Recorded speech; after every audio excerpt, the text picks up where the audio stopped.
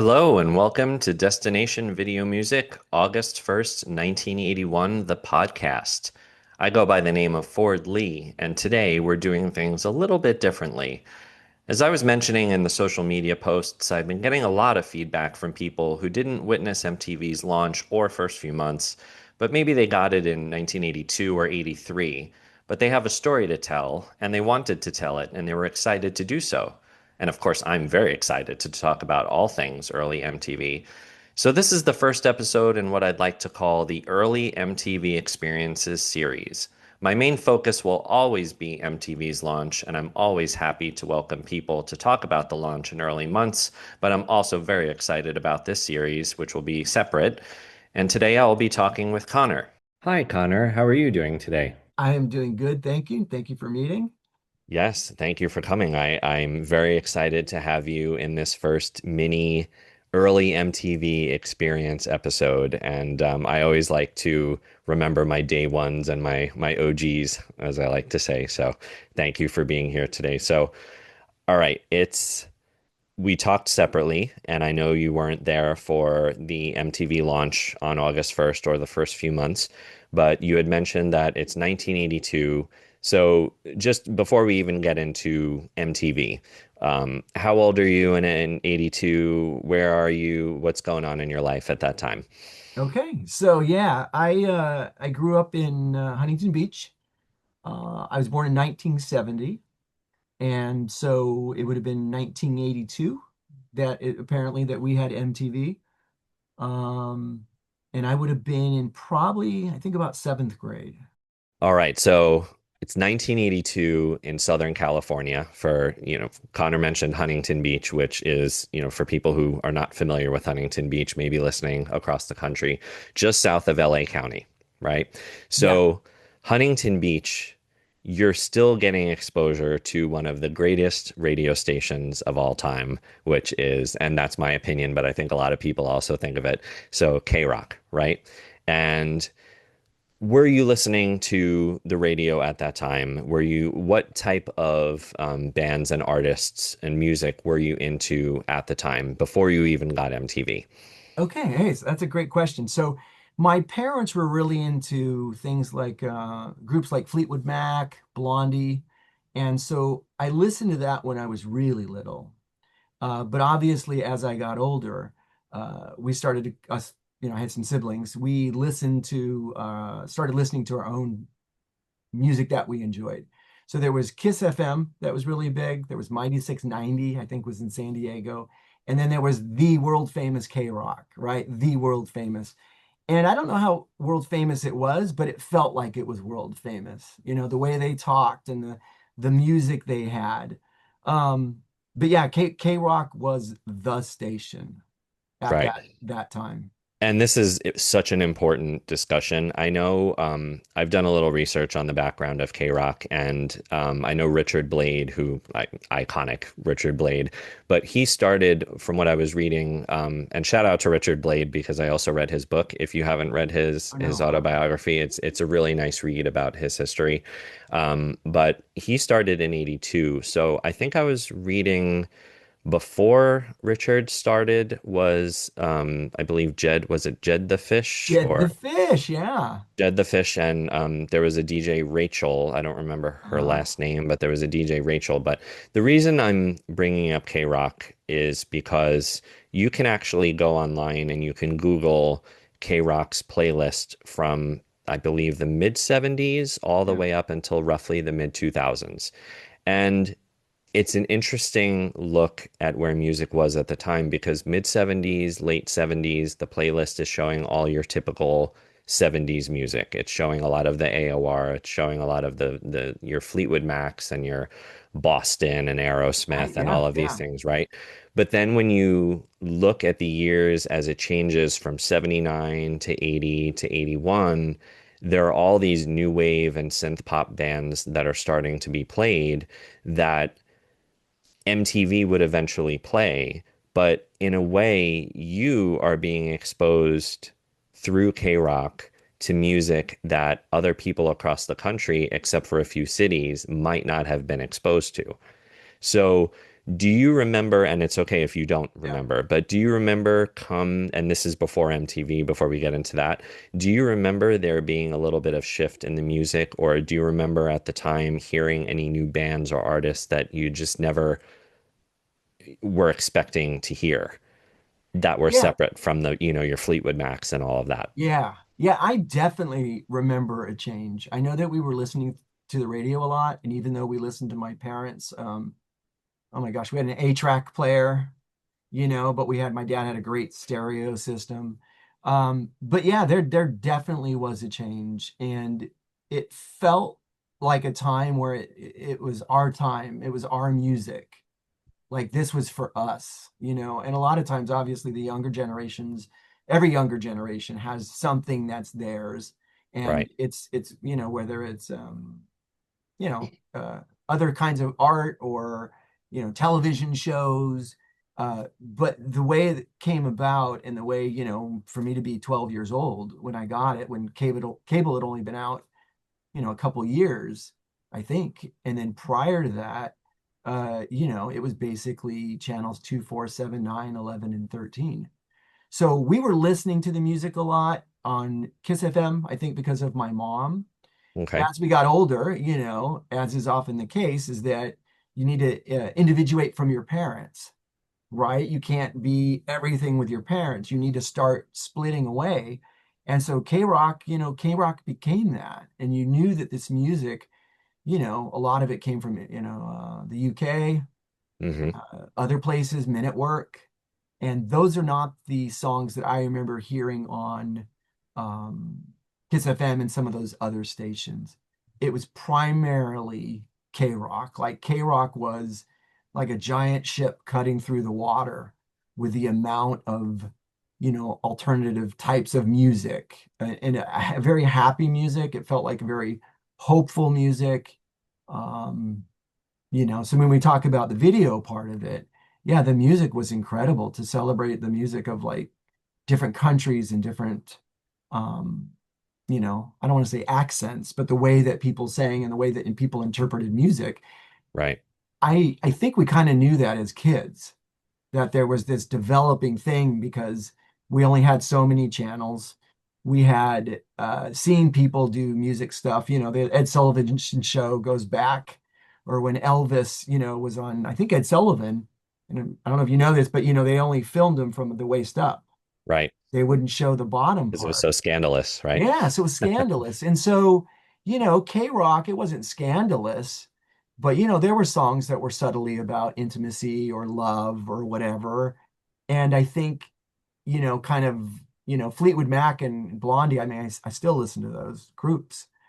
But yeah, during that time, it felt like something really special was happening Right. with the music And alone. Yeah. yeah, yeah, of course. And I didn't know, I'm not originally from Southern California, but in learning more about the SoCal culture and, having lived here now for so long and doing research on that, it was really just looking at those playlists from those years online is just incredible. The local bands, Wow. Yes. Yes. regional bands, all these things that you were getting exposed to. So almost a lot of people like to say, MTV was the head of the curve, but KROQ might have also been the head of the curve in Fascinating. some ways, especially on the West Coast, because you're getting exposed to a lot of things that nobody else is getting exposed to.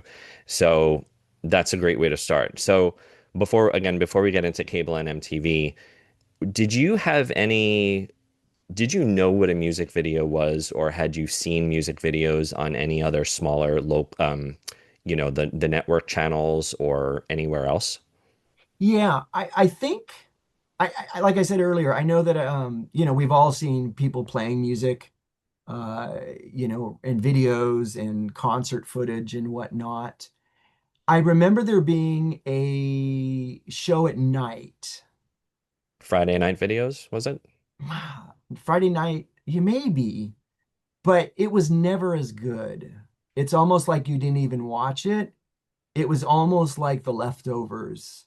Do you know Right. what I mean? And it's not that it was bad, but it was kind of like VH1. like after, you know what I mean? Right. So it was good. It was good, but it wasn't like MTV. But yeah, I had seen some, but I don't think it was until I probably saw the videos, on MTV, uh, that and identified them with songs I already knew. Got it. Once I did that, once I identified a musician with the video, it was different. But I Got it. don't, yeah. Yeah. So, did you actually have cable before getting MTV, or was cable new for you as well once you got Ah, MTV? okay. So cable was kind of expensive, if I remember, and my family was on a pretty tight budget, you know. But I remember friends having it. I told you this earlier in the pre-interview that a couple nights ago I started to think about it, and I saw the cable box that we had in my mind's eye, if I will, uh, and I remembered it was channel 34. Like Isn't it that funny? came back to me like that. I Yep. think Showtime might have been 5 or something. But yeah, as far as early cable, I knew it was expensive. Uh I knew it was special. I knew we got it when it was offered. Yeah, it was expensive and yeah. Okay. So let's get into the burning question, which Yeah. is when did you get your MTV? You said it was 82. I mean, again, it's fine that you didn't Yeah. don't remember the specific time, but you got it in 82. What are your first memories of MTV? Had you seen it, at a friend's house or somewhere else, or was it at your house that you remember this was the first time getting it? Yeah, so I have a I remember that we had it. And yeah, I would have been at 12 at the time, which, back then we were outside and during the summers you know, um, and I don't think maybe initially, I know we were watching it a lot, but a lot of it wasn't really our music. And I know that in the first year that they had, I read, I think there were 200 videos, but maybe 60 something that were on. I don't know exactly the numbers on that, but I remember being, and this is not the first video I saw, but we were visiting my parents' friends out in the desert, and they had cable. And one of the first videos, or the one that really hit me, was Billy Idol's White Wedding. Yes. So my parents, they did their best, I guess you could say, but it was a little bit troublesome when I was younger. And when I saw that video, it's a nice day to Hmm. start white wedding. I was like, if that's what it's like to get married, sign me up. Sign me up. That is hot. That is awesome. Uh, and I think, my parents didn't have a very good relationship. And I think as a boy my age, that's something that was really important to me. And I knew that I wanted to be married one day and have a best friend and all that stuff. And when I saw that video, it was just so cool. It was just sweat, sweat. And it was kind of rebellious.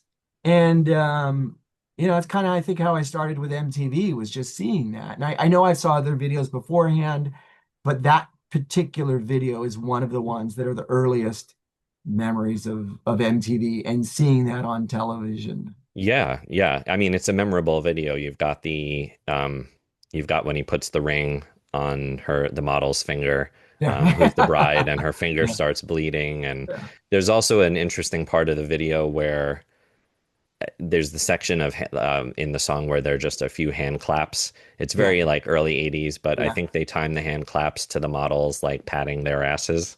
So Ah, like yeah, slapping each yeah. other's asses. So it's a very tongue-in-cheek, cute, maybe people thought it was scandalous back then, but when you Yeah. look at it Oh, now, absolutely.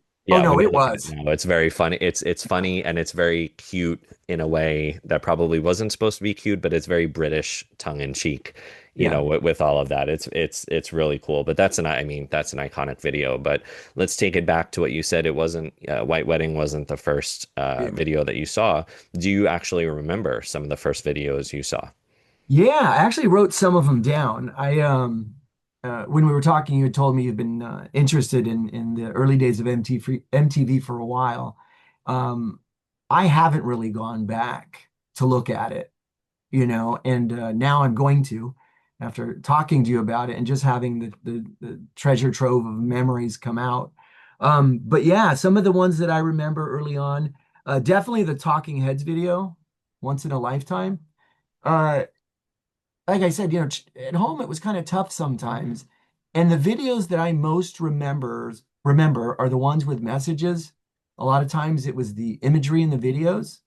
Uh, everybody kind of started with, almost like I don't know, a giant blanket or a tarp in the background, and everybody Right. would just be dancing in front of it and Right. stuff. But the videos that I remember were mostly about I don't know, love, stuff like that. What are the other one? What are some of the videos that I wrote down? Oh yeah, so I grew up in Huntington Beach, and so one of them was I want to be a lifeguard. Is it by Blotto? Yes. Yep. I want to be a Yep. lifeguard. So it was videos like that that had the catchy thing, the catchy phrase or whatever that we could sing at school, or we would, I had siblings, and so we would dance and we would sometimes, not sometimes, but tons All of of the videos where there's time. these clips and you Right. would you would sing them to other people because they were so catchy and they were so connected to the imagery. But yeah, sorry. So the question, yeah, Rod Stewart, she doesn't want to dance with me. Another one that I was like, oh my gosh, at like such a young age, like she doesn't want to dance with me. Like Wah, I'm gonna wah. grow up, Yeah. middle school dances. She doesn't want to dance with me. And here, Rod Stewart, he's okay with it. Right. And not only is he okay with it, but he's rocking out with being okay with being rejected. And then he kicks his legs up in the video and he's like, dance, dance, dance. And he has a little kind of blue, kind of, I don't know, painter's outfit, like a whole one piece. And he had a little butt there and he's dancing. So that was one of my earliest ones too. Yeah. That's great. I have so many things to say about all of your first videos. I mean, the first, as you mentioned, White Wedding. Second, Talking Heads, Once in a Lifetime. This is so many, that video left such an impression on people, whether they heard the song first or never heard it until they, saw the video on MTV. Yeah. Just that video is so iconic. And even to this day, when you watch it, the quality of the filming, Yeah. it's grainy, it's very low budget, but like made to look low budget, but it still holds water to Oh, this day. absolutely. You can see the And edges on him and just different. yeah, Yeah. yeah. And going back to Blotto, I want to Yeah. be a lifeguard. Blotto is an upstate New York around Albany, around the capital, local band to there. And there are a lot of Blotto fans online that live Oh, around the Albany really? area Okay. that Yeah. they are so excited that I think Blotto had three videos in 81 on MTV. I Okay. don't know how long they were actually playing them for, maybe a few years, but that was one of the first videos I saw too when I was doing the research, and I'd never heard of Blotto before, Ah, ever. okay. And it's a fun song. It's a fun video, fun cover. And then Rod Stewart, She Won't Dance with Me. You brought up the bringing up Rod Stewart is also a common theme because he had, no less than 5,000 videos play on MTV That's right. in that I first know year. all the time. Oh my He God, was ready for it. when Yeah. you look at that list of the first, 200 videos, I Yeah. think 99.9% of them are REO Speedwagon and Rod Stewart. Yeah. And Definitely. I mean, bless Rod because he survived Yeah. the MTV transition. I think he's one of the only artists that could have done that because he was just so tongue in cheek, so happy in these videos, such a performer, even when he was being a little Absolutely. dorky. But fun fact about the song She Won't Dance With Me, that was the third video to show on MTV on its launch day, Oh, but also really? the Okay. first video to have an unedited F-bomb Yeah, he says the F word and nobody blurred it out. So I would love to know how Wow. long that video aired before they realized, oh wait, we got to start blurring this Yeah, yeah. this word out. But yeah, great song, great videos. So all right, so You know, it's there's nice. one more video if I could say, Yeah, you know, obviously the first one they played, the Buggles, video killed the radio star. Um, Hearing that, you knew that having a channel dedicated to music videos for you know for my parents, but also increasingly more for us. That song video killed the radio star. We knew that these two things were coming together. And right, I knew from when I heard that, I kept listening to it. And, I don't know how much I listened to the words when I listened on the radio, I guess. But once there were videos and I could kind of play it out as a picture in my head, uh, it was so fascinating to actually be thinking about those words and not thinking that, you know, radio was going to die. But at the same time, that video killed the radio star and what that meant and the change that was happening. It was interesting to be able to understand that as a young person, that the videos were starting to take over, that the videos were starting to be in the front. right, And then you would search out that music based on the video. So obviously that one, not so much for the quality of the video or the production, but the words and having a song name that to talk about, the relationship between music and videos now. Like that was one of the ones that did it, as well as Dire Straits. I want my MTV. right, When they right. did that, I know there's probably only a couple of groups that did that. They talked about the change. They talked about. So that's the other video that, Of course, of that's course. cool. Yeah, well that came later, so we'll definitely touch on that as the Okay. later All right. videos came out. But so one thing I just want to clarify, did you say that you remember hearing Video Killed the Radio Star on the radio or just MTV? Just MTV. Just MTV. Okay. So that's a question that I've never asked anybody, and it just popped into my head because I was always wondering, did that song ever play on the radio? I know it played in Britain because they were, an English band, but I was wondering if it actually ever played on the radio on one of the cooler, KROQs or whatever, or did it just once MTV came out, is that when it started playing maybe on the radio? That's a good question because I know that, groups like Duran Duran, sorry. Duran Duran had lots of stuff on KROQ. And so, some of the bands, like Madonna, kind of got her start once MTV was starting, kind of at the same time. And then there were some bands that kind of started before MTV. And so when those videos came out, we were kind of ready for it. But there were other groups that maybe just had one or two songs that you felt were played on KROQ, but that song particularly, I don't ever remember playing on the radio. Got it. I remembered it was kind of I did some reading and before our interview today, and it sounded like there was a little bit of I don't want to say a rivalry, but that radio didn't really like MTV in the beginning. Like you can go read about how the relationship that they didn't want not MTV to replace it, but MTV became the driver of what people wanted and what we were listening to. And so radio stations, I don't know if they thought they were going to lose listeners or whatever, but you can read about it. And so I don't think they ever played that. I think it felt like a very, to be honest, at least my age and where I was at, kind of a revolutionary song that it was saying that, hey, there's something new in town here. Sure. And so by today's standards, it's kind of silly, but back then, it's like, no, videos are awesome. We're here to stay. And you kind of need to get onto the bandwagon that videos literally, if you're just making music, it's not going to be enough. Right. Kind of like maybe a person today trying to be a singer, not doing social media or something, Right. right? Like back Yeah. then, that's how it felt. So yeah, when I heard that song, it was like, no, man, this is changing things forever. And it felt Well, like it.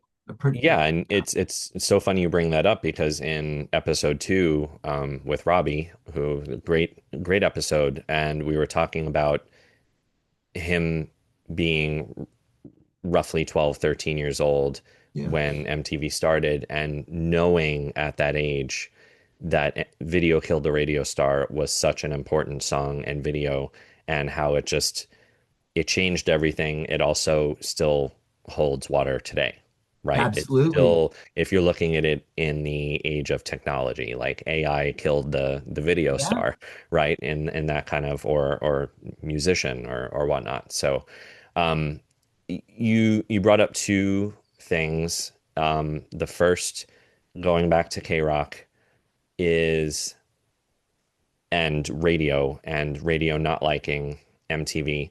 You were fortunate to have KROQ that was playing all these new things that you had never heard before, right? Other radio stations, your regular top 40 pop rock stations, are not playing any of this MTV at all. And no, then you go online and you just go on YouTube and look up 1982 MTV yeah, videos, 1981 MTV videos. And last night, it's funny, I was just researching the Billboard charts from 1982. And yeah, in 82, there's this shift where the songs on the Billboard charts are starting to skew towards MTV, but it's still so archaic yeah, and it's still so different. And it's just like two completely different worlds. But then what fascinates me is you are in your own world of K-Rock, who is slightly ahead of MTV, but MTV will be catching up. But you've still got all of these other cool things that you're listening to, from local bands and, artists to Southern California. So again, you're in this really interesting, perfect position to where MTV then comes on in 82, and you're getting the full force of exposure, to where it would be like, why would I ever want to listen to mainstream radio again? absolutely. Right? Like, why would you want to listen to Kiss FM, or why would you want to listen to any other station that's playing just stuff? I don't want to hear this stuff anymore. Yeah, Right? And then the separate thing you brought up was storylines in videos. And one thing I wanted to ask, a clarifying question. You said that, based on your growing up and home life and whatever, you were there was this escapism yeah. There you go. through Wow. music. Yeah. But when you say that, was it like a combination of the escapism of the lyrics, or was it the escapism of the actual video? And the reason I want to make the distinction between the two is because sometimes the lyrics were kind of generic, but then there would be this epic storyline in the video, Yeah. right? So was it more, do you think, from your experience, the escapism of just the video, or do you think it was a combo, or? Yeah, fascinating. Great question. I think I think a lot of it was the video itself. I think if the music was more upbeat and whatnot, I would say it was probably the music. But there's videos I remember, there's voices, Chrissy Hind, The Pretenders. I don't know which video it was, but yeah, Brass in Pocket. Yep. And watching that and hearing her voice was enough. But back in those days, we didn't have the connections that people can make today. So if I heard the Pretenders on the radio, I didn't necessarily on KROQ, I didn't necessarily hear her name.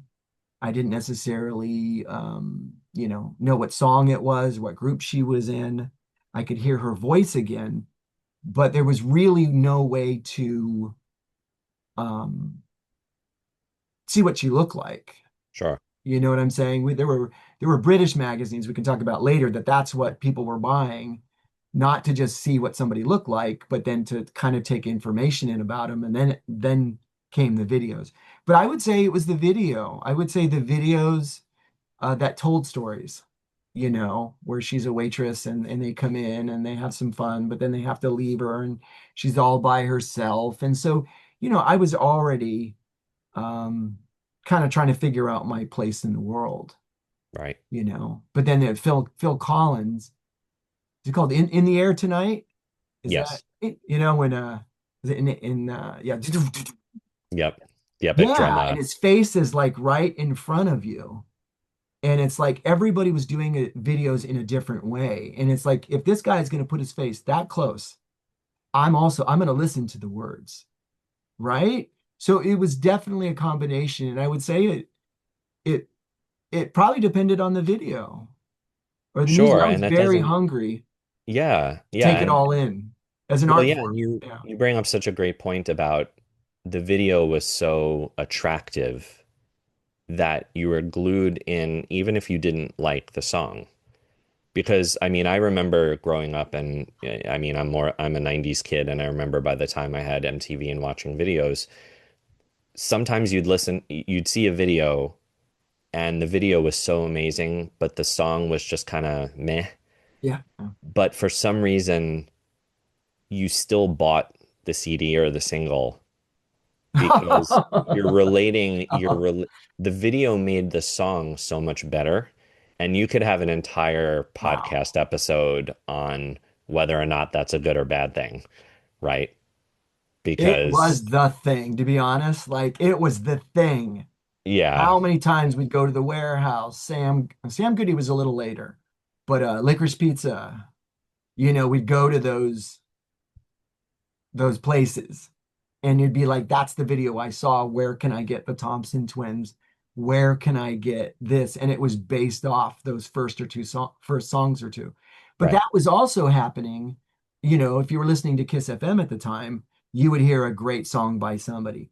But a lot of those artists, I think on Kiss FM, were the artists they had been playing and knew were popular. So they weren't really jumping out in front like KROQ was. It was kind of a type 40 pop. And so Like you Billboard. knew Yeah, what you were going to hear. And so I don't, I know Whitney Houston was later, but let's say you hear Whitney Houston on Kiss FM, you knew enough of her songs, as well as if you heard one song, you knew that, okay, I can get this album and the rest is going to hopefully be pretty consistent. With MTV, I think it was different. Right away. You would see a video, it would be catchy. You would go to the warehouse was ours, the place close to me. I remember exactly where it was out. And it's like, oh my gosh, I just saw this video where there's this guy and he's a scientist or a doctor, and there's a wheelchair and an old guy, and he's singing about science. yep, He's playing this and he go, I want that album.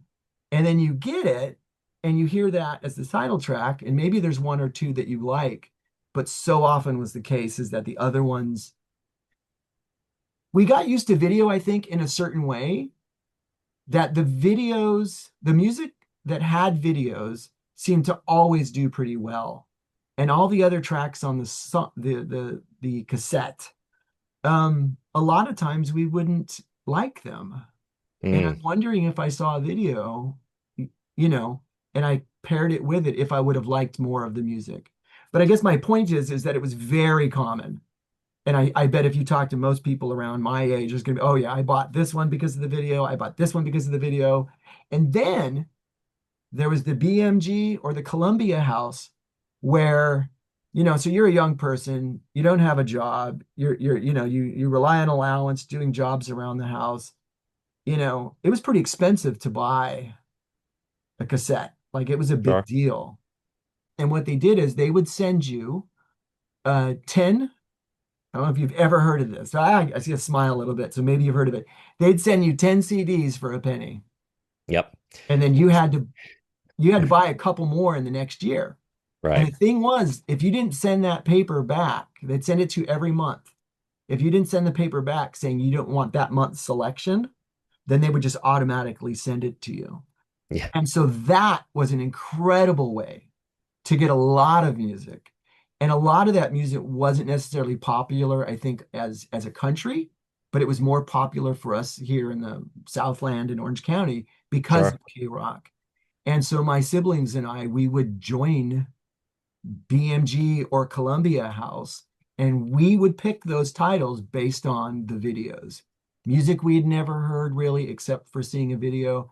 My brother even signed up, and then if you didn't pay for it, they would start sending you lots of notices like, hey man, you got these CDs.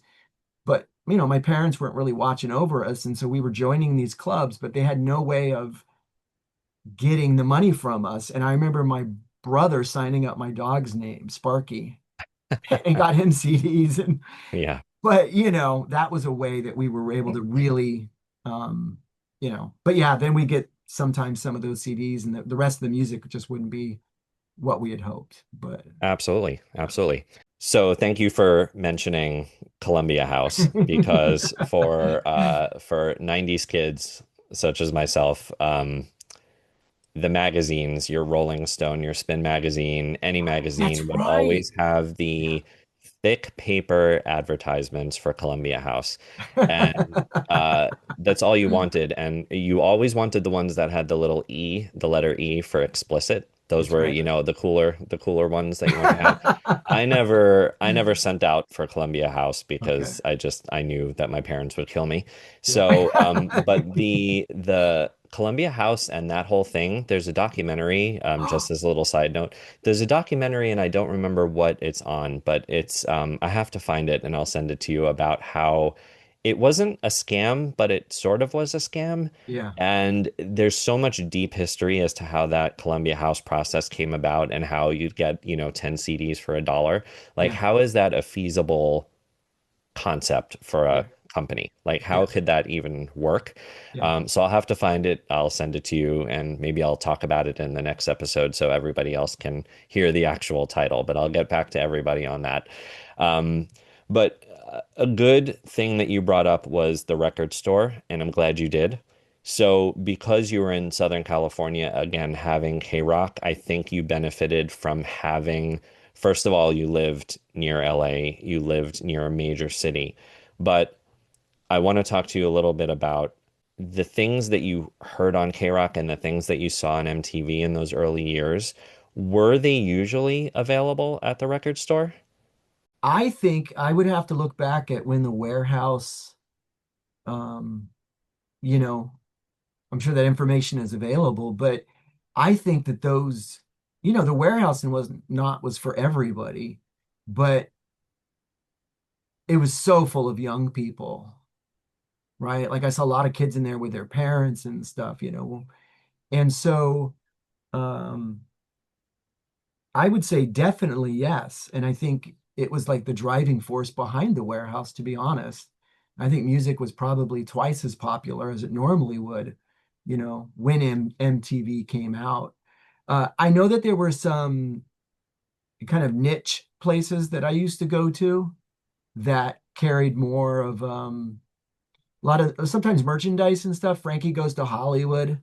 There was I wanted to wear a shirt of his. So just to, that's not something I would have found. Frankie Goes to Hollywood, Welcome to the Pleasure Dome, or that's not something I probably would have found at the warehouse, I don't think. I think Thompson Twins, things that had more of a pop vibe to it. I Hmm. think that's kind of where the warehouse kind of felt, even though they had all these other sections and whatnot. I think it was the listening that people heard on Kiss FM, and that KROQ became bigger in driving a driving force for a lot of the bands that didn't have play on the other, you know, stations. Um, Got it. yeah, but so with Frankie Goes to Hollywood, I wouldn't find that at the warehouse, but there was a small place that I would have my mom take me, and they had merchandise. So merchandise started to become more like a t-shirt was like a really big deal, right? There was no Amazon. They didn't have the printing ability that they have now, where you can get your face on a mug and get a Right. hundred of them to you in an hour. Right. Like back then, having a t-shirt was like a big deal. And while they did probably carry some merchandise at the warehouse, I would go to these small places, and the video that I had seen was Relax. And I didn't know what it was about. Relax, don't do it. When you want to come to it, relax, when you want to come. Hooah! And I just thought it was the coolest thing in the world. I'm sure my parents knew what it meant. I don't even know if they heard it, but I just thought, it was cool the way they were dancing, and the lights and everything. Ooh yeah, ooh yeah. And it's one of those parts, right? Those little clips. I would not remember if it was just a song, but I could see the guy, ooh yeah, on the keyboard, I think. Um, so I went there and I bought a shirt and it said banned in England across the front of it. And I'm like, well, I'm gonna buy it. I don't know why. Of course. But it was banned because of the subject matter and the words. And I wore it to school, and yeah, I had kids like, oh wow, but none of them knew really what it meant. So bands like that were in these smaller places, like Frankie Goes to Hollywood, I think once they became more well known after MTV, then those are the ones that became more available at the warehouse. Got it. Does that Okay. make sense? But if they were currently good, or they were on Kiss FM, I think anything on Kiss FM would have been found. But KROQ also had different hours and different, obviously, disc jockeys or whatever. And each one of them oftentimes kind of had maybe Sunday evening, there was guy Rodney on the Rock or something. I tried to listen to him. It was like a Sunday, I think. I listened to music all the time, trying to go to bed. But the stuff he would play was so obscure. I Mm, didn't like the sound of his voice that I just couldn't listen to it, even though I needed something to go to bed. right. Um, but yeah, I would say that long answer to that question is that it took a while for a lot of the music, I think, from and then to become available as well. It wasn't something you could download. You obviously needed a physical copy. Right. And so there were lots of other kids, don't drink, don't smoke, Madam Ann, or, like that stuff became popular and probably went a lot quicker than something that was just that was being played on Kiss FM. Of course. They Of already had course. a model going forward, and the model was kind of Kiss FM, this new kind of pop. But with KROQ, it was some pop, but like I said, it was more of pushing kind of this I don't know, kind of a world kind of view of music as opposed to just top 40 stuff, which is what my Right. mom And enjoyed. isolated to this country Yeah, or just yeah, yeah. Yeah. And I asked about the record stores because it I keep getting conflicting information about who got MTV on August 1st, 81 and the first couple of months. There's a lot of conflicting info on the internet and people's stories, but one of MTV's test markets in 81 was in Oklahoma and wow, around the Tulsa area and probably some other areas as well. And they wanted to see how MTV would affect record sales.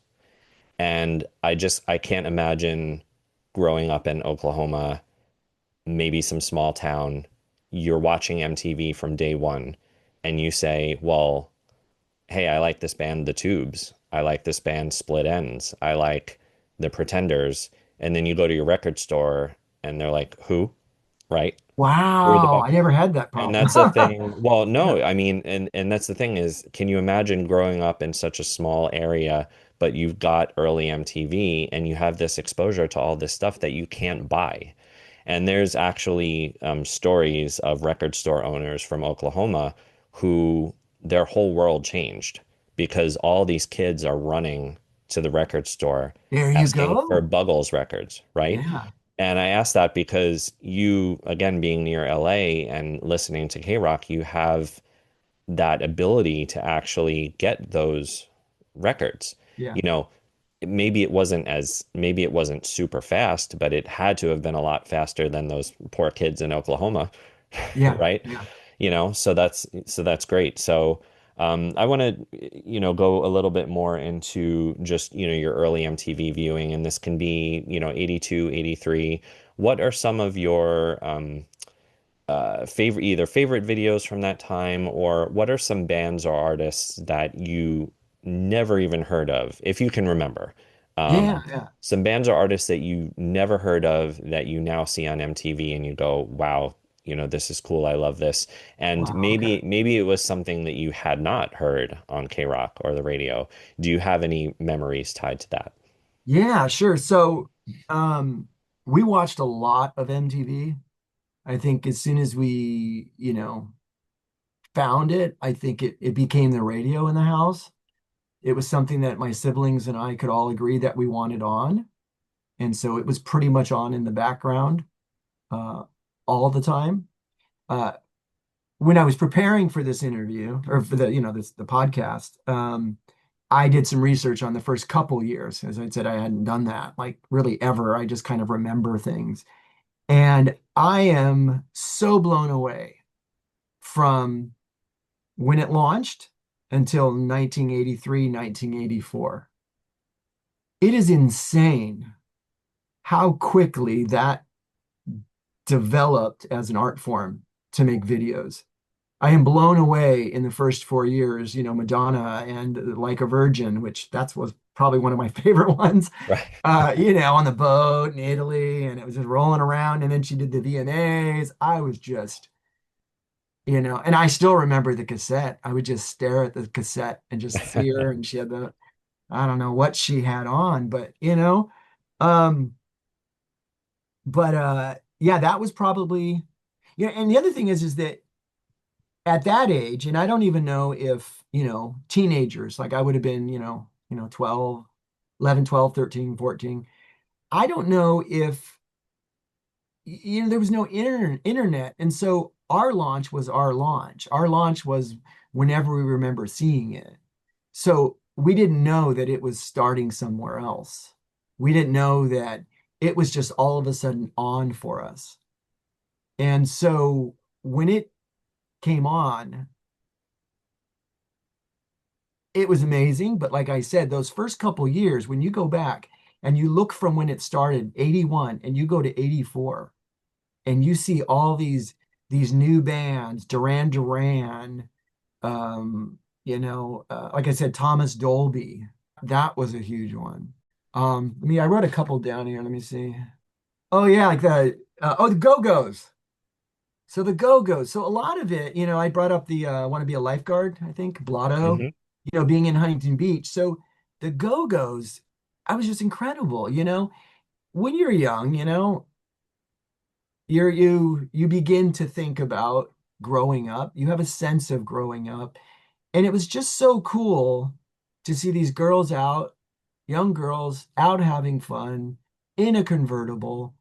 And so those were the types of videos that I probably most remember were videos like that. But then you would have, the Jay Giles band, right? And Absolutely. I don't want to sound bad, but I remember that soft fuzzy sweater, the magical touch. Yeah. Yeah. And then I would see a girl with a sweater at school and I would like think of the song. I've been married for 20 years, happily.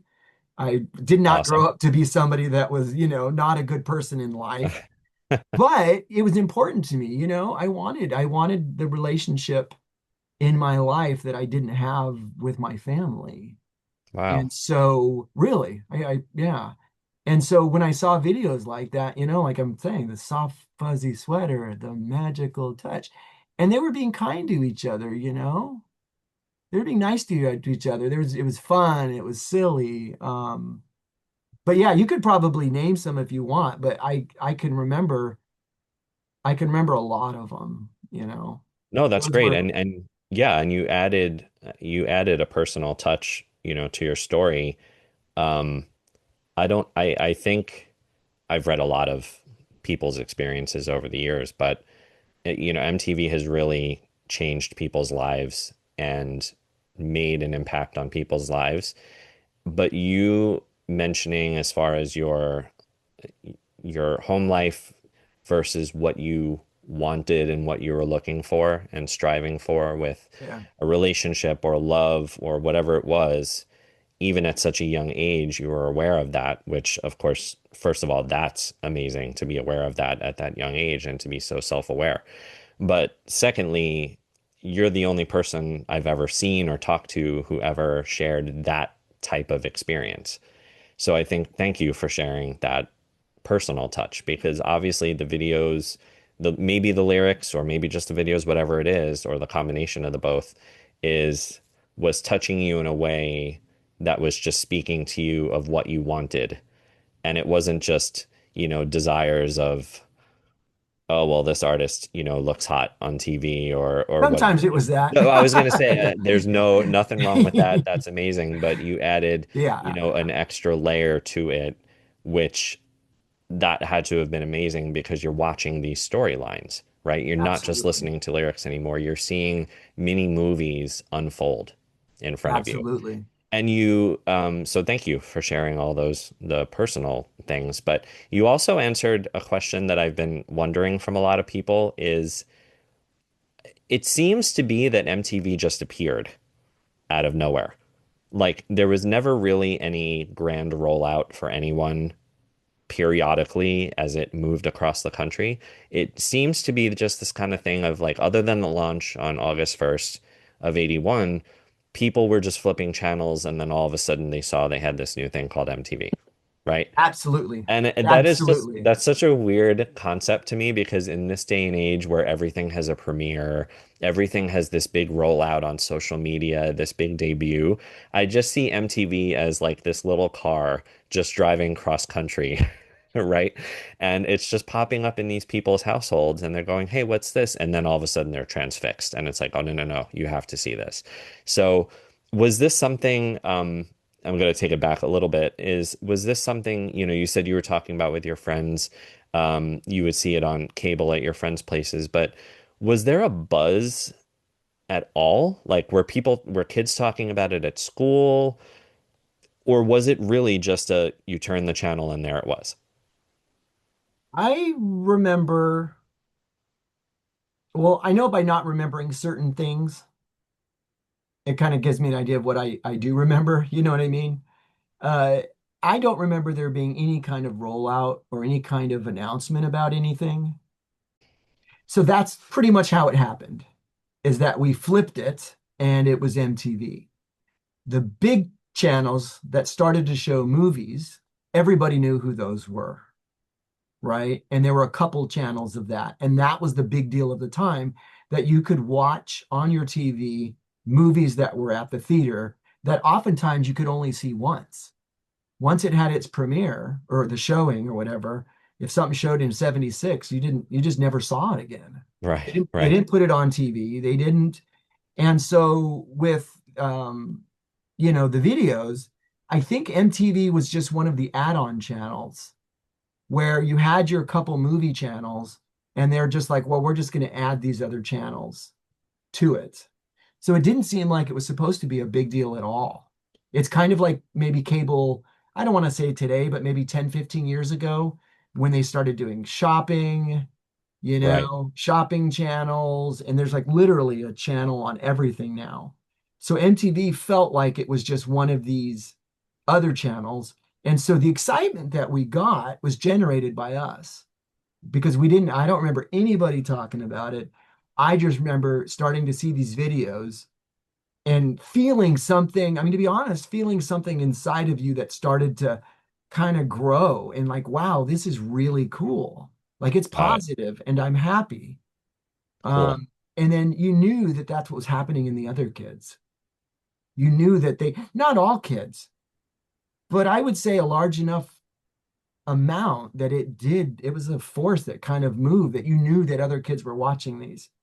And then Right. obviously, as time went on, Michael Jackson's Thriller or everybody knowing when there was going to be a video premiere and they would have a countdown. And I'm going to have to go back and check to see how long the countdowns were. But I think they were quite extensive at times. Like they would really make you wait.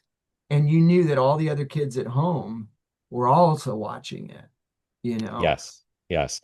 Well, I want to get to that, but before I want to go back to, do you remember the I want my MTV campaigns that they started in 82? Yeah, Where all yeah, the big artists are yeah, saying I want, demand your yeah, MTV. Okay. yeah, So I know you said that you don't so they started that campaign in 82, yeah.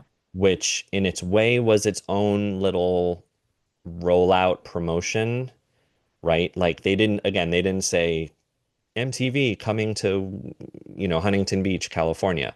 But that was their rollout promotion. But what I'm wondering is if because I know you said you don't quite remember when you got MTV in 82. I'm wondering if you got MTV before the I Want My MTV campaign, which is fascinating because then you're just flipping channels and here's this new channel. So it was still in its pre-advertisement phase. Yes. Yeah. You got it in a weird period of time where it was still in its initial pre-advertising, pre-campaign, pre-launching into the stratosphere of this mega channel, right? Yeah. So, Yeah, so I think that that's just fascinating because you didn't know what it was going to become, right. right? 83 is around the corner, 84 is around the corner. You had no idea what it was become. So I'm thinking of the timing is just perfect for when you got it. And you're still seeing a lot of those original 81 videos that were so bare bones and artists you'd never Absolutely. heard Yeah. of, but you're also starting to get the new wave, for lack of a better phrase, uh, the new wave and the synth pop and all that. So very cool. And then you were mentioning the world premiere videos. I Can I? think they were running them. Go ahead. You wanted to Oh, say? I wanted to say something about the I want my MTV. So I think we had it. I know I'm pretty almost 100% sure that we had MTV before that. And my understanding is that that was an ad campaign. We did not know it was an ad campaign. We did not know that cable stations or cable companies were not carrying MTV and that this was an ad campaign to get people to call their cable subscribers to say, hey, I want this channel on my lineup. Right, In Southern California, I mean, I'll be honest, we are used to having what we want here. When you have a metropolis or whatever, but we have hospitals so close, we have movie theaters, we have, you know, surfing and skiing contests where the guys surf and then they go to the mountains and ski because the mountains are only 2 hours away. right, So everything, a lot of it felt like it was for us. And we got stuff, we didn't get it like New Jersey or whatever when MTV started, but things come here. I mean, even, medical wise, as far as hospitals, and there's so much. And so, I want my MTV. I didn't know because I'd never read that it was an advertisement.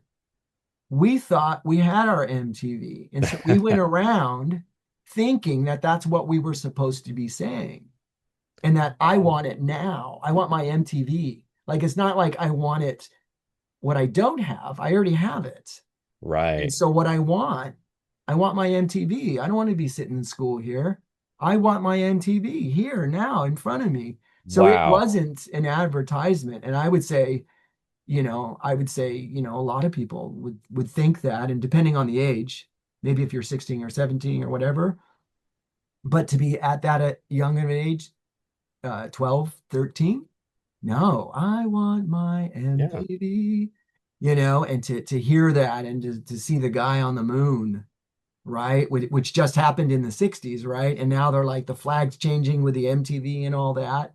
So no, as far as that ad campaign, no, it was like, I want pizza tonight for dinner. Of course I do. well, yeah, and you're wondering why is Pete Townsend screaming, America demand your MTV? Why is Yeah. he screaming at me all of Yeah. this when you're like you said, I already have it. Yeah. So you're just interestingly ahead of the curve, but at the same time behind the curve because you Yeah. didn't have MTV from the beginning, but it Yeah. doesn't really matter because you're still Yeah. benefiting from being in near a major city, being in a big city I mean, Huntington Beach is obviously a big city of its own. Yeah. So you're Absolutely. getting all this exposure. So you're in a very cool moment there. Yeah, I didn't know that. It was an advertisement thing. I just thought it was you want it like food, like the old Right, cereal commercial. Like, now it's all pharmaceutical commercials and gambling. right, But back in the day, it was cereal. And these kids would get into cereal, like Life cereal, like Mikey or whatever. Mikey likes it. So, oh, I'm gonna like it. right. That's what it was, is that it was like the cereal of the time. It was like, I want my MTV. Yeah, of course I do. Don't take it away. And I'm sure the MTV executives did not have that planned at all, that No. subtext at all in their minds when they were planning it. So it's funny. It's Yeah, funny. no. So Yeah, MTV, the 80s are going on, 83, 80, 45. What is your relationship with MTV like? As you're going through high school, Oh boy. is Okay. it still just as Oh big a yeah, yeah. part of your life? Just take me through that and that whole experience. Okay. So I would say so. When I was in high school, things got really rough at home, really rough at home. And so going to school was a place for me to enjoy, to be with other kids. But I surfed a lot and whatnot, so I was able to kind of have friends through that, but I wasn't very social. I didn't, necessarily get invited to things. I didn't seek out friends that, I was friends with for a long time. But with MTV, and we talk about MTV, we're obviously talking about the music, but as we had talked about, the driving force of the videos led people to buy the music, right? And so I remember distinctly in very beginning of high school that you had brought up Rolling Stone or Spin magazine, right? And then there were other types of British magazines, I think, that were more just on, but I think Spin was mostly UK. And I think Rolling Stone was kind of America and UK, maybe. But there were some that, I think Spin was mostly American as well. okay, But I don't know how it started. I just remember the 90s version of Spin, but I'm not sure on that okay. one. Um, so in high school, and I just bring that up is because you could look at the album covers, yes, cassette covers, and see how they dress. And then you could buy magazines and see how they dressed, how they acted. Videos allowed for a full-on, visceral experience of watching Duran Duran, not only how they dress, not only how they do their hair, how they move, how they dance. What did they decide to do in their video? Right? Did they decide to put up a tarp and everybody just be silly and throw Hmm. hot dogs at each other? Um, so in high school, people started to, and I'm sure they did this in every high school where different groups and dress cliques and dresses differently and whatnot. But in high school, I saw it really come to fruition where people were really dressing that 80s kind of Duran Duran. People would write on their folders, which I'm sure they've done. Elvis was on someone's folder, Right, but it was right. based on, the videos, that the videos and the music with it became bigger than radio. And so you'd be able to be in class and look next to you and look on their Peachy folder and see what groups they were writing or, right? But what came to mind was like, oh, there's that song, but then there's that video, right? And so, Absolutely. um, even the Stray Cats, I know there have always been kind of guys that kind of dig that old 50s kind of rockabilly kind of, but when the Stray Cat, they really, these guys at my high school really, really like looked like the Stray Cats, all the old 50s and all the dressing and they'd wear um, there was a cat like smiling and they'd put it like on their, people would cut out material and like kind of, they do it now I think more as a fashion thing, but back then they would just cut things out and then pin it to their, Right, right. and that was like original, and they'd be able to draw a picture of like that cat's face and then pin it on there from the Stray Cats. So I think it really kind of, I don't want to say it put people in cliques, but at the same Mhm. time, if you enjoyed that music and stuff, then you could be a part of that. Well, can you elaborate on the clicks part a Yeah, little so more? there were cliques, I would say, there was the Hessians, right? That, all the Rat, Billy Squire, Rat, Motley Crue, all of that. They were the Right, Hessians, the ones right, that got in trouble for smoking dope apparently once. And it was a right, thing all over the school. You had the Greasers, right? That were the whole Stray Cat vibe, that old 50s. You had Duran Duran, right? Duran Duran people had little time to listen to anything else but Duran Duran, my wife included, and then Culture Club, right? Seeing Boy George get out there like that at such a young age, right. right? The And being like, exposure. good for Yeah, you. Good yeah. for you. Like if he had been earlier in MTV, I don't know if he would have been as well received. I think because of the expression and all that stuff that came prior, people doing what they want to do. I'd never seen somebody, you know, I don't know if I don't know where she's at currently. I know it was Boy George, so I don't mean any disrespect No, to no, no. how I. But when I was growing up, my understanding was is that he was a man, but he enjoyed to dress like this because he Hmm. would be out of costume and then he would talk and Right, um. But so people seem to start to dress more, you know what I mean? Everybody kind of and I'm sure there were kids that, that were into sci-fi movies. Star Wars came out in 79. I don't know when the first Apple computers came out, but kids did have different things. But as far as the music, it really allowed kids to find a place that they felt comfortable with. And while music was a great thing, once the videos were there, it started to drive like a new way to express music. And in commercials, a lot of times that's where the technology shows up first, is because it's instantaneous. Whereas movies, it takes 2 or 3 years to come out. And by the time the movie comes out, the technology that made their CGI, it wasn't even CGI back then, was outdated. So they were able to bring this new kind of, art and technology, like the Aha video with the drawings and, Take right, on Me, the Peter Gabriel video with the clay. Um, it would bring up, new forms of art that you could see instantaneously. right, And so, right. so sorry, what I digressed a little bit, but yeah, I think that the kids at school, and then we would cut out pictures of the magazines and stuff and whatnot and put them on our folders. So it wouldn't have been the same without MTV. Sure. MTV definitely was, the driving force behind, I would say, most of what I experienced in high school. Great. Yeah. So if I'm doing my math correctly, you were in high school roughly 84 to 88 Yep. Yeah. ish. Right around Right. that. Yeah. So MTV had changed. I mean, the MTV of 1984 was different Yeah. than the MTV in 88. As time progressed through high school, college or your young years, were you still watching MTV? I mean, because in the late 80s, now you've got your Headbangers Ball, you've got your Yo MTV Raps, you've got this cultural shift where hip hop is already becoming just this mega force now. Yeah, I mean, Yeah. Yeah. it's still not 90s level, but it's getting there. And there's now rap and hip hop on MTV, and you've got Headbangers Ball, you've got all these new shows, and then you have, your first what you call reality.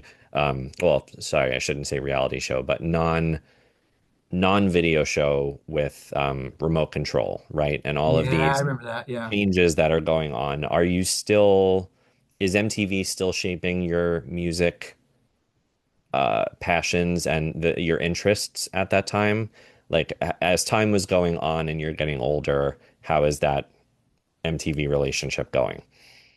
I think it started to kind of wane off a bit. I think once they started coming on with the shows and whatnot, um, I wasn't really into the headbanger music with the Hessians, but I appreciated their style. They would rip the sleeves off their t-shirts and a little belly shirt on you know what I mean, on a guy, and it would just say Right. Iron Maiden. But I think it started to kind of go away once they started making some of the shows. I would say except for MTV Raps, Hmm. they were already showing prior to that, if I remember correctly, a lot of videos in that genre that were popular, and that Yo MTV Raps was showing a more diverse selection of videos and things like that. And it seemed to be a little bit commercial, kind of. I didn't want to say it would be disrespectful, but it was just another form of music. And I know that when uh, MTV started, it was primarily Caucasian or Hmm. whites or whatever. And then I've seen the interview where David Bowie is like, why are we not putting more, black musicians? And they did start to put some, obviously, like Michael Jackson. I mean, like we were talking earlier, the first couple of years was insane. Right. I would have thought that the first 4 years of MTV occurred over 10 years. Mm. I would no idea until I look back at what happened between, obviously 81 and about 85, 80, 86. Oh, it's insane. The It's transition is amazing insane. how Yes. quickly, it was some going over how quickly going to be changing in the coming years. But Sure. I would say, I would say that it started to wane a little bit. And with the MTV Raps, it wasn't just the videos. It was like they were trying to sell you the people. It seemed like, at least if I remember, how I remember feeling it, is that they were trying to sell it to you rather than, hey, there's this really cool thing. You know what I mean? Okay. Because there was Michael Jackson and, you know, um, Rick James, he had Super Freak Out, which was a huge song, but they wouldn't play his video, or I don't know if Right. he had one, but they didn't want his type of music. Right. So I think by that age, I was already working, so I was able to buy my music. Um, but I would say just the video format, to be honest, is really what I was only interested in. I don't know why, but maybe, to be honest, is that I was going to be nearing 18, and then as soon as I was 18, I was on my own. Well, So I yeah, and couldn't, you know, your tastes start changing. There's this weird thing that happens at age 18 around college age level where your tastes start expanding or maybe not, but they just start changing a little. yeah, You just get more exposed to new things as you become an adult. yeah, yeah, However that is, radio, people going away to college, whatever it is, things just change. yeah, yeah, So that makes sense. And you are, one of probably hundreds of thousands of people who stopped watching MTV, or I shouldn't say stopped watching, but MTV wasn't as important in your life yeah, around this the same time. And yeah. people your age, born around that time, it seems that once remote control or you know the real world, whatnot, it's like, okay, I'm not much into the MTV Oh, the real world, no, and whatnot, any of that.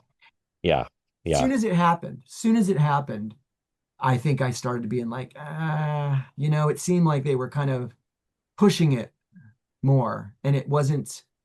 And I know that things like Headbangers Ball, that was great for the guys at our school, and I'd seen it and I'd watched it and I thought it was awesome that they had this place where it could be just their videos, like MTV Raps and stuff like that. But yeah, I think it started to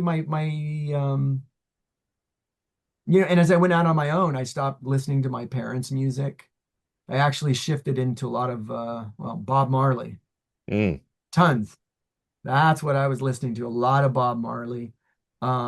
But yeah, I think I was kind of sad when it changed. And to be honest, as it changed over the years until finally they kind of, went away, I guess, it was kind of sad for me to see Jersey Shore and all these things.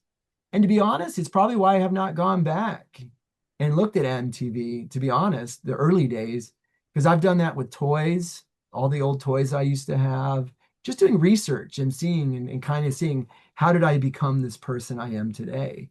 And I'd never done that with MTV, but now it's like it opens up a whole nother thing for me, you Oh, and trust me, know. it's been 20 years of research for me, so I'm wishing you the best of luck in the next 20 years of your the next 20 years of your research life because it's a wormhole.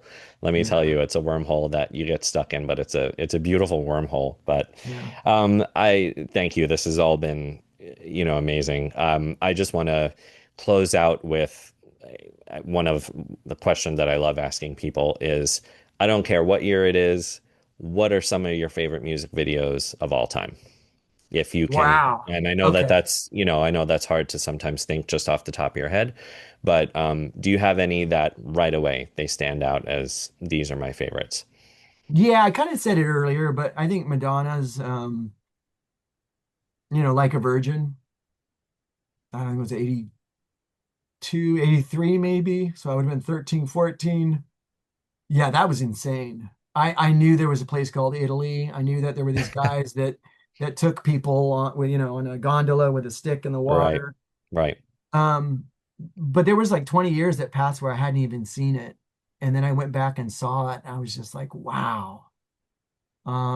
But it And wasn't just who knew that Madonna came with the gondola ride, right? So, that's actually arrived. So I right. remember that one really well. Hmm. See what's popping out. Men at Work,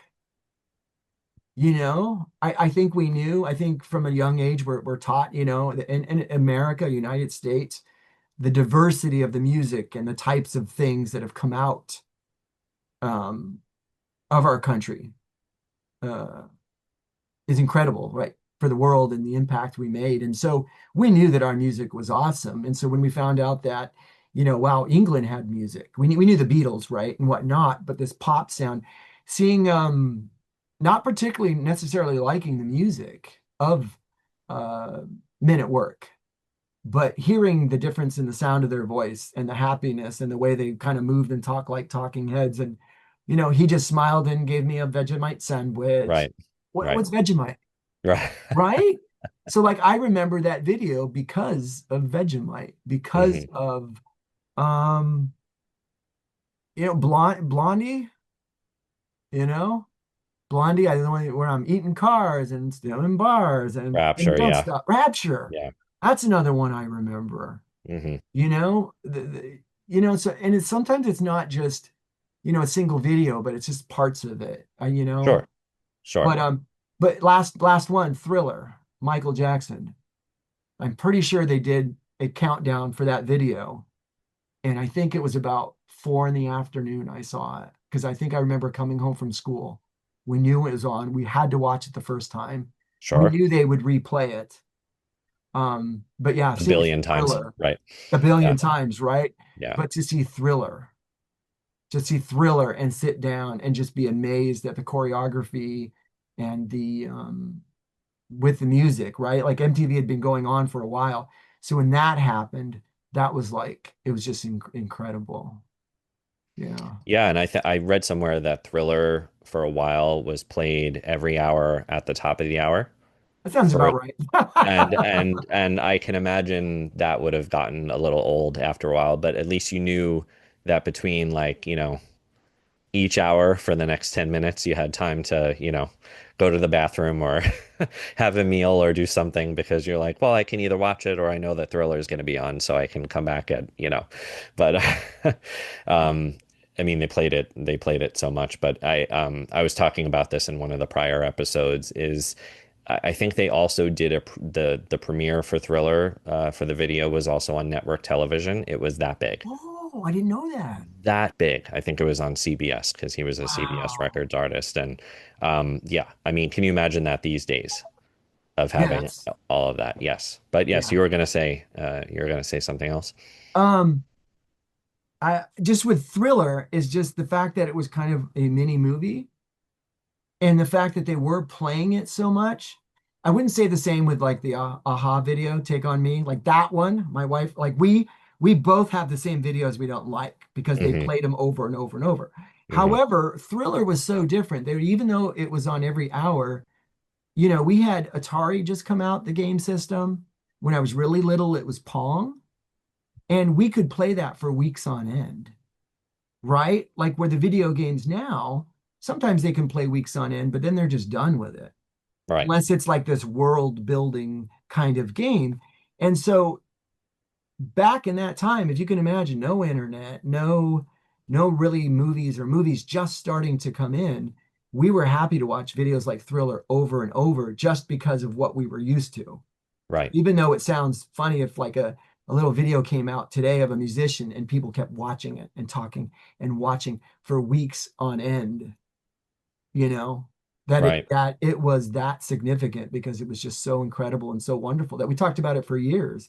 I mean, it became the litmus test of like, it's where it was the flame for the fire, Right. you know? And where do, So, and you don't have that these days because you just had MTV and you were yeah, saying, all right, well, I have to catch this video on the hour every hour or as much as I can yeah, because I don't have YouTube to just go on and watch it whenever I want.